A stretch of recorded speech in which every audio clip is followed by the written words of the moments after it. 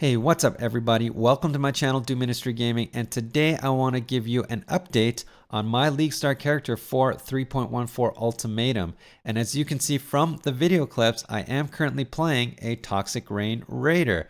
And this was something that I had planned prior to the patch notes, that I had practiced for, and that I had wanted to do, because I honestly was not expecting any nerfs to Toxic Rain, a skill that GGG had largely untouched for the 10 patches that it's been out since 3.4. But lo and behold, there were nerfs in 3.14, and again, which is something I had not expected. But even after the nerfs, I still wanted to see for myself if Toxic Rain would still be a strong and viable league starter or not, especially because I received a lot of questions about this. Now, this video isn't to tell you whether it is or not, especially because I haven't progressed far enough in 3.14 to actually be able to come to a good conclusion yet. But I will eventually, because I have a lot to compare to from 3.13 when I was making the Toxic Rain build guide.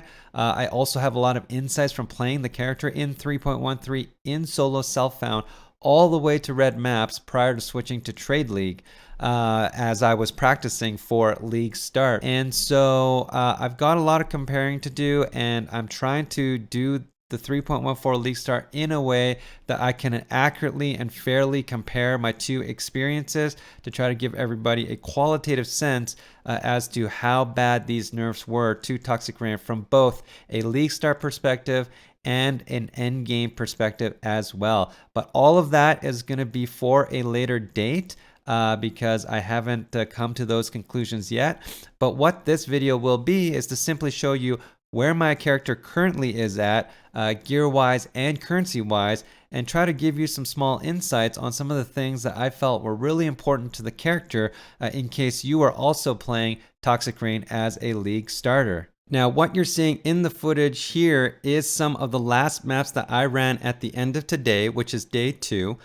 They are tier 10 yellow maps, and I have currently about 9 chaos invested in the character outside of any self-found or self-crafted gear, which I will show you in game very shortly, is really nothing all that special. As I show you, of course, I'll also talk to you about how much I bought each piece of gear for, the ones that I did buy, and when did I buy it, and how my progression looked all the way from Act 1 all the way up to the tier 10 maps. I'll also show you the currency that I've made, and kind of talk you through how I got to that point in terms of currency as well. So without further ado, why don't we jump right into it? All right, so here's my character. It is a level 85 Toxic Rain Raider. I have completed all of my labs, including Uber Labs, so I have all the ascendancy points there. If you look at the tree, it's very basic. There are no cluster jewels. There are no unique jewels of any kind. It is a straight up passive tree, and so very straightforward and very basic for a league start scenario.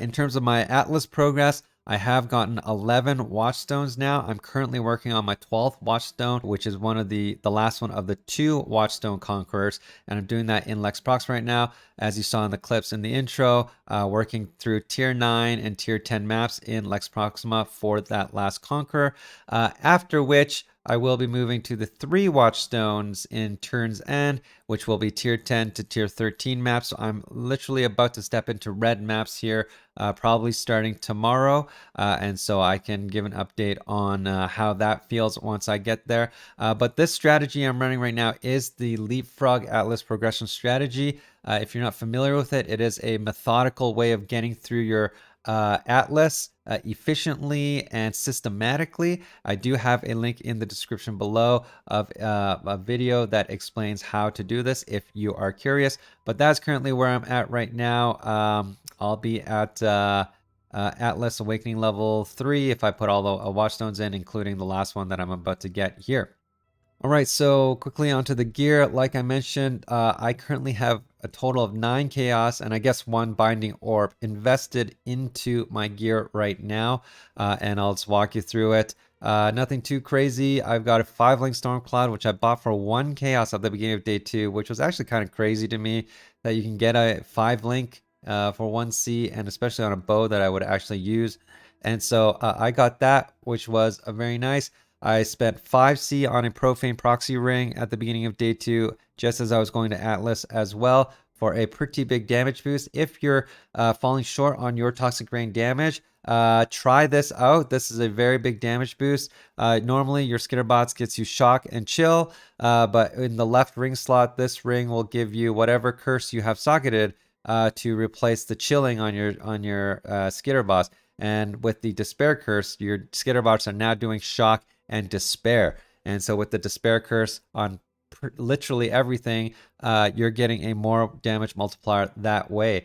And then finally, I spent 2C on my quiver, not this exact one. I spent 2C on the Hunter base quiver, eye level 74, and then a Harvest Crafted Chaos Damage over Time multiplier onto it, which is a very easy thing to do. So if you're looking for that, make sure you do it that way.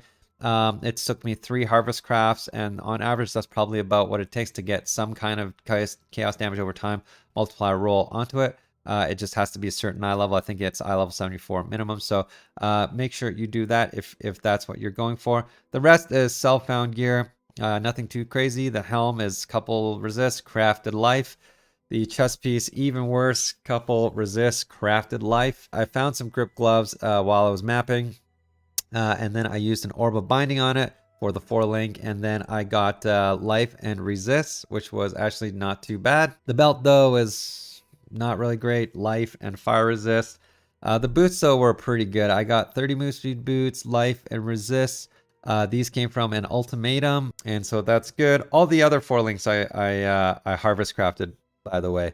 And then the 2-stone ring, life and resist, and you probably get the point now. A life and resist amulet, and then the quiver, and then a couple life flasks, a quicksilver flask, mana flask, and granite flask. And so really the point was to get to elemental resist cap and chaos resistance, which I did pretty early in the Atlas, and then from there it was just tier 1 to tier 10 all the way through. Now for the currency, I have made 2 exalts and 68 chaos, or sitting on 2 exalts and 68 chaos right now. I was lucky I got 1 raw exalt drop, which was very nice. The other one came from a warlord ring that I sold.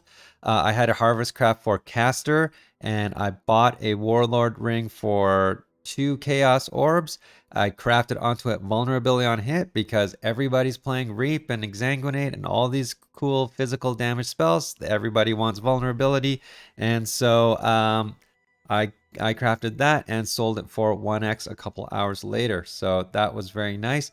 Then I got 68 chaos from multiple sort of 1 to 5C trades. I did get one other sort of decent drop, which was Wind Ripper, which I sold for 38 chaos.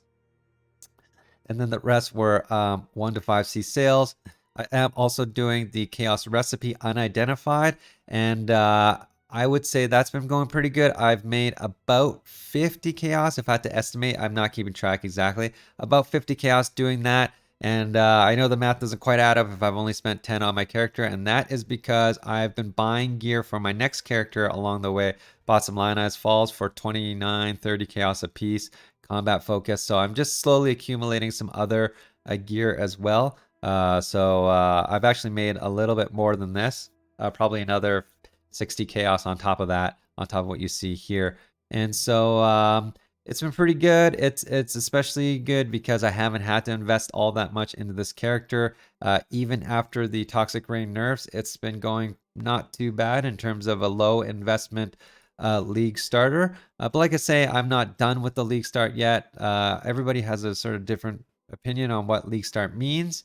And I'm not where I want to be with league start, quote unquote, done with league start yet. And so I will continue to do that. And when I am, I will make a little video to talk about how I felt about league start as compared to a 3.13 Toxic Rain league start. All right, everybody, that'll do for the update of my Toxic Rain Raider League start after 2 days. Well, I guess 1.5 days, considering that first day was such a gong show. And with the disconnects and the rollbacks, it was just a super frustrating experience. And fortunately, day two came back together and we finally made some progress. And we're back on track now. And so things are going well. Like I said, I'm going to do some very in-depth comparisons and analysis on, how qualitatively anyway I feel about the changes to Toxic Rain in terms of how it impacts both the league start scenario as well as the end game scenario. And so look for those videos to come sometime later in the league. But otherwise, thank you everybody so much for watching. I hope you enjoyed the video. And if you did, as always, please like and subscribe. I also stream on Twitch Tuesdays, Thursdays, and Saturdays, and more now. For the first couple of weeks of League Start, I'll be slipping in a day or two extra here or there. So come and check it out and come and hang out. Times are in the description below. Thanks again, and I'll see you next time.